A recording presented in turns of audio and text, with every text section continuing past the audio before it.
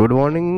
11:42 বাজে। আমরা এখন বেরোচ্ছি এই লোকরার এখানটা থেকে, গুয়াহাটি থেকে একটু আগে।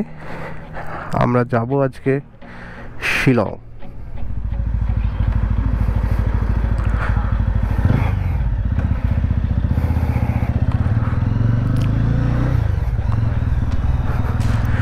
কি অসুবিধা হচ্ছে কিছুতে?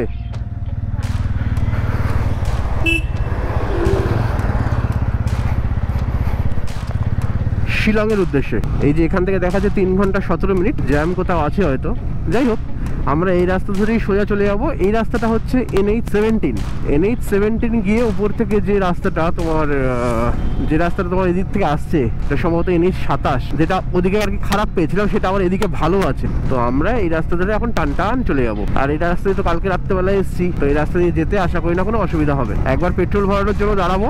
হ্যাঁ, পেট্রোলটা শেষ হবে এখন 900-র কাছাকাছি গিয়ে শেষ হবে আশা করছি, তার আগেই হয়তো ভরাতে পারি। উঠে পড়লাম আমরা NH27-এ, আবার NH17 থেকে। তো রাস্তা তো এক্সপ্রেসওয়ে, এখান থেকে শুরু হলো। কিন্তু দেখা যাক এই যে সিগন্যালগুলো আছে, গাড়িগুলো এদিক ওদিক থেকে ঢুকছে, এগুলো যদি না থাকে বা সার্ভিস যদি ক্লিয়ার থাকে তাহলে কিন্তু এত সমস্যা হয় না। জাস্ট অ্যাক্সেস কন্ট্রোল যদি করতে পারতো এটাকে, তাহলে ব্যাপারটা স্মুথ হয়ে যায়। যাই হোক, যা চাওয়া যায় তা তো আর পাওয়া যায় না, এটাই অনেক বেশি পাওয়া যে রাস্তা দিয়ে আমরা চালিয়ে এসেছি গতকাল। তো এই একটুখানি এগিয়ে গেলেই এই শহরের যে ভুলভাল ভিড় আছে সেগুলো ছেড়ে যাবে, তারপর আমরা আমাদের মতন চলতে পারবো। আমরা এখান থেকে আমরা এই ডান দিক নিয়ে নিলাম শিলংয়ের জন্য। গুয়াহাটি থেকে শিলংয়ের জন্য ডান দিক নিয়ে নিলাম। এই রাস্তাটা আশা করছি অতটা জ্যাম হবে না। আগের রাস্তাটা প্রচুর কাজ হচ্ছিল, ব্রিজগুলোতে সব কাজ চলছিল, ওর জন্য সমস্ত বাইপাস করা, বেশ সময় লাগলো আসতে। তো আমরা আবার ধীরে ধীরে এন্টার করে যাচ্ছি মেঘালয়তে। আমরা আসাম ছেড়ে এই যে এখানে Shillong 80 kilometre, Cherrapunji 127 kilometre, Silchar 293 kilometre.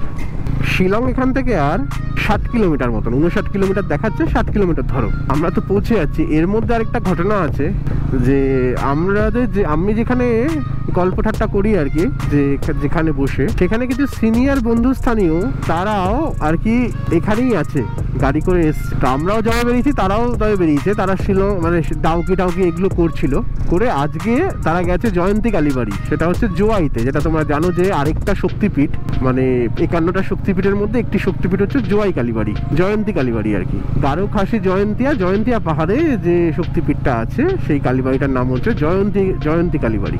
সেখানে তারা গেছে। তো তারা এখন জোয়াই থেকে শিলং এর দিকে আসছে, আমরা এখন এখান থেকে শিলং এর দিকে যাচ্ছি। এবং তারা আজকে চলে যাবে হচ্ছে গুয়াহাটি, আমরা আজকে ঢুকবো শিলং। চেষ্টা করছি যাতে রাস্তায়, আশা করি না মনে হচ্ছে শিলংয়ে গিয়ে দেখা হবে, যাতে মিডলে কোথাও একটা দেখা হয়ে যায়।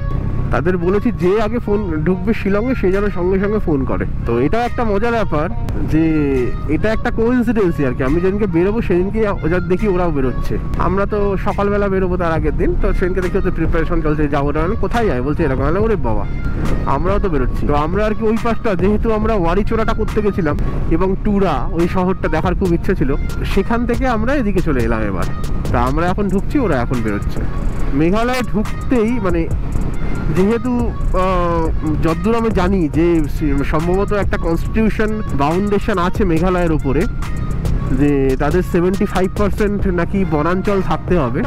এখানে এলেই না মানে অদ্ভুত রকমের একটা ঠান্ডা ফ্রেশ হাওয়া তাদের মন ভরিয়ে দেয়। আমি যতবারই, যেমন ওদিক থেকে ফুলবাড়ি থেকে যখন মেঘালয়ে ঢুকেছি তখনও সেই ব্যাপারটা পেয়েছি। মেঘালয়ের মধ্যে ছিলাম কালকে, সেটা ছিল আসামে আসলাম, মানে যেই আমি দুধনই ঢুকলাম ব্যাপারটা একটু হালকা ওয়ার্ম হয়ে গেল।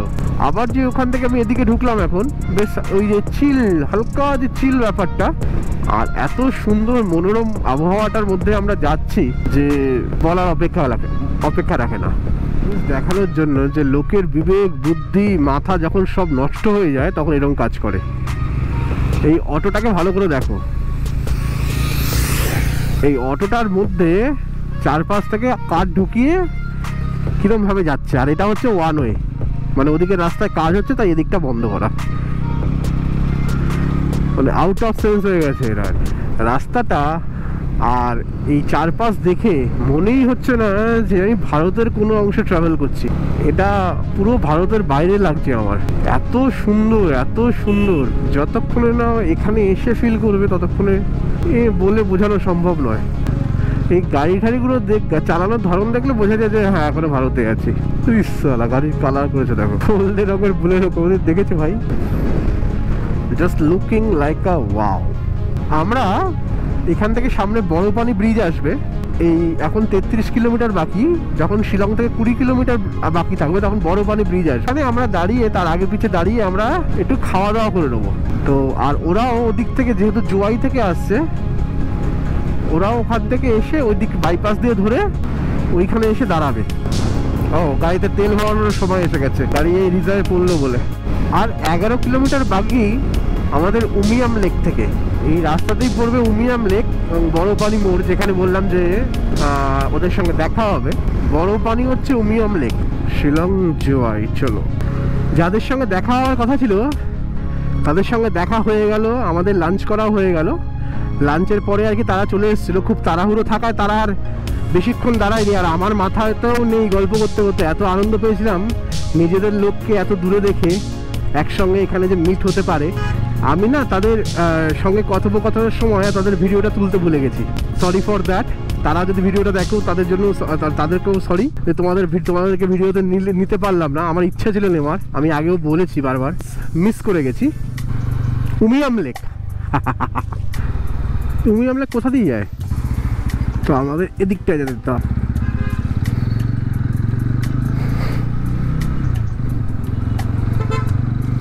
চলো, এটা হচ্ছে উমিয়াম লেক। এই দেখো বিশাল বড় উমিয়াম লেক। এই ব্রিজে দাঁড়াতে দেবে? নো পার্কিং আছে, বেকার বেকার ফাইন খাবো। এখন তোমাদের দেখাবো উমিয়াম লেক।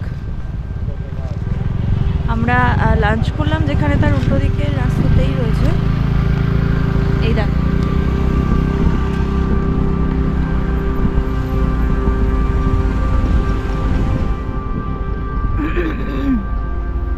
এটাই হচ্ছে শিলংয়ের উমিয়াম লেক।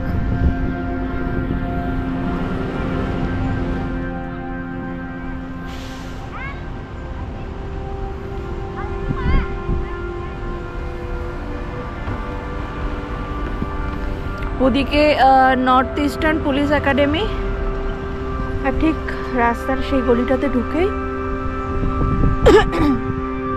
ওই যে দূরে পাহাড় দেখা যাচ্ছে।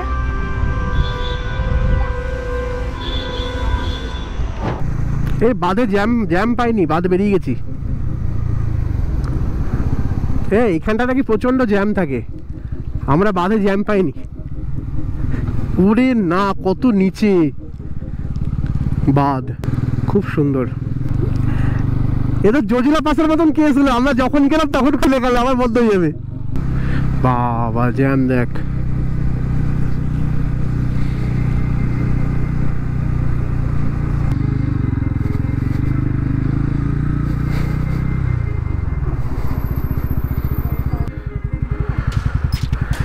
নাম দেখি টিকিট দিতে হবে আর কি।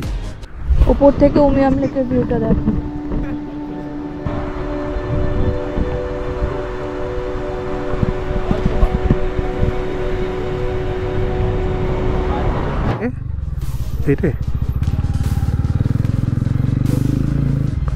আমরা লেফট রাস্তাটা নিলাম, এটা হচ্ছে আইএসবিটি।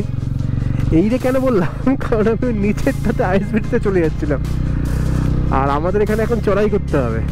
এটা আমাকে ম্যাপও সাজেস্ট করছিল।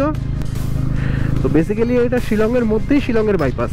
বিকেলের রোদে যে কি সুন্দর লাগছে এই জায়গাটা, খুব সুন্দর লাগছে, খুবই সুন্দর লাগছে। পরন্ত বিকেলে এরকম চকচকে গেরুয়া রোদ, আহা হা। পশ্চিম দিক দিয়ে রোদগুলো পড়ছে, মায়াবী শহর। দেখো রাস্তাটা,